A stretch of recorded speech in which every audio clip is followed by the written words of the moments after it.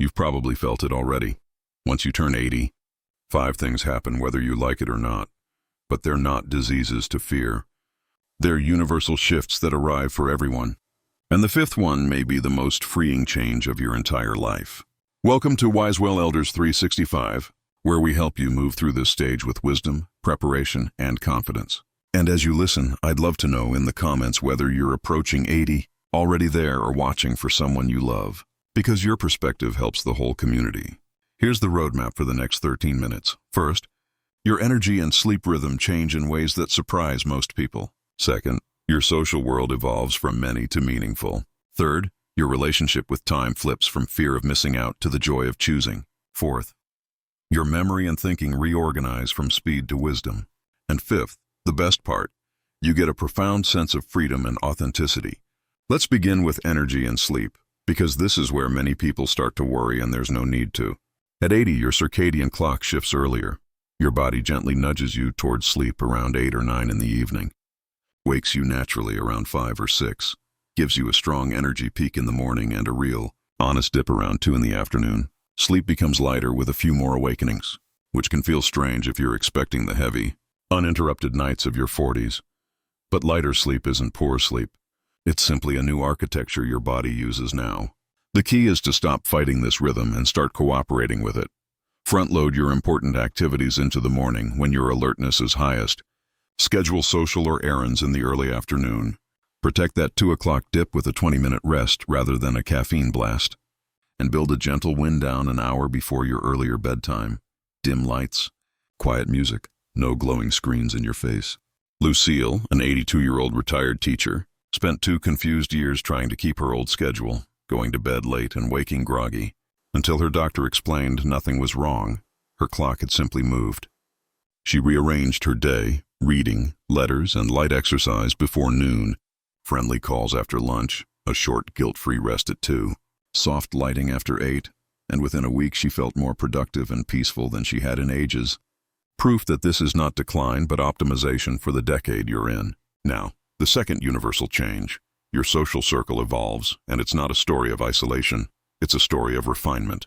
At 80, you become less tolerant of superficial chatter and more drawn to people who actually understand your pace, your priorities, your humor today. Not only the friends who knew you decades ago, but the ones who truly get you now.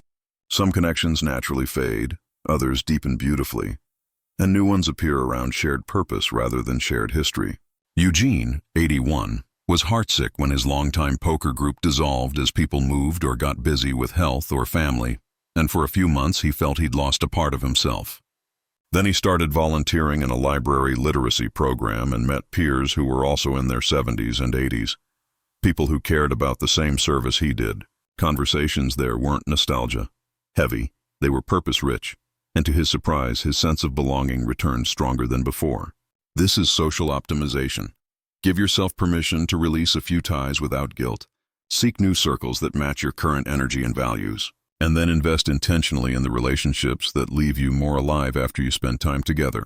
A single 2-hour conversation that nourishes you can be better for your heart than a whole day of busy social errands that empty the tank. Third, and perhaps the most profound interior shift. Your relationship with time and priorities transforms. Days may feel shorter because you wisely conserve energy, yet you become far more selective, and that selectivity is liberating. You care less about outside approval and more about what quietly, genuinely satisfies you.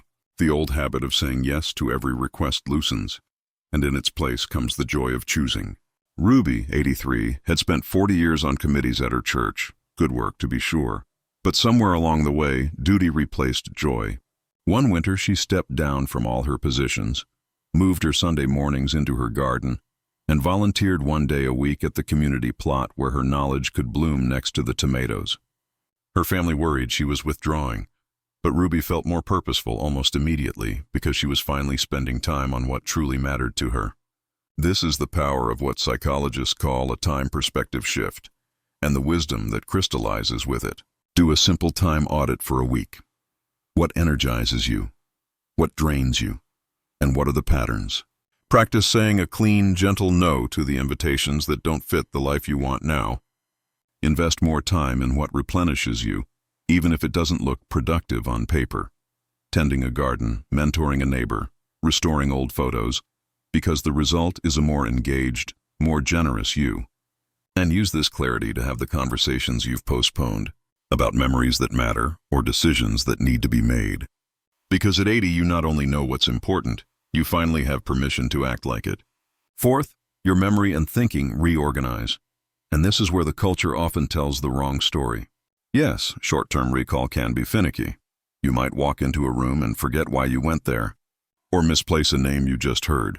But at the same time, your brain becomes exceptional at recognizing patterns, connecting long-held memories and seeing the essence of a situation without being distracted by noise. You trade a bit of speed for a lot of wisdom.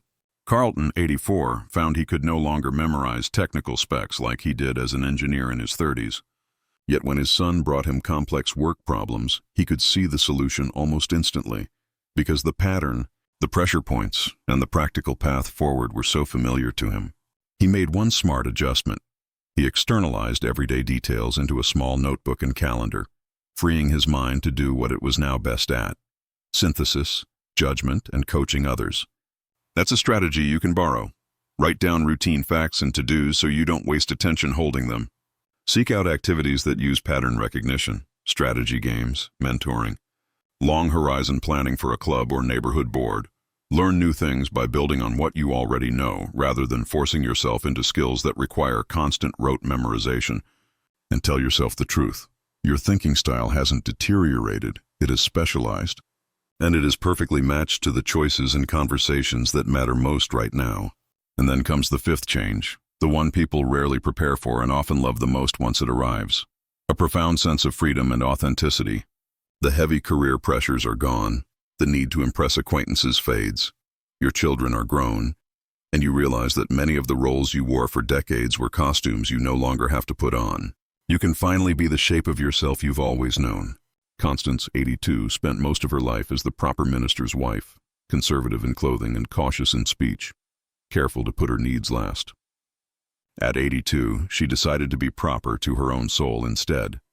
She wore the bright colors she loved, took up bold, abstract painting, and spoke plainly about what she thought and felt. Rather than becoming difficult, she became vivid, funny, honest, and easier to love. And her grandchildren, who adored the fearless artist version of their grandmother, proved that authenticity is not selfishness, it's generosity of the truest sort. You can try the same experiment in your own way. Name one area where you've lived by someone else's expectations. Give yourself explicit permission to choose differently now. Test one small expression of your real taste or opinion, and notice how much lighter you feel. Authenticity doesn't mean breaking promises or ignoring wisdom. It means keeping the promises that still matter and letting go of the performative ones that don't. And when you look at all 5 of these changes together, the picture is surprisingly hopeful. Your energy rhythm teaches you to work with your body and feel better. Your social world refines until what remains is nourishing. Your time perspective clarifies so you spend hours where they count. Your mind specializes for insight, and your spirit steps forward as your most honest self. This is not a decade of shrinking, it's a decade of focusing. If you honor the new morning peaks, protect the afternoon dip. Choose people and projects that refill your heart. Say no with kindness. Write down the little things and think deeply about the big ones, and live as yourself without apology. You may find, like many 80-year-olds quietly report, that your satisfaction rises. I'd love to hear from you. Which of these 5 changes surprised you the most? Which are you already living?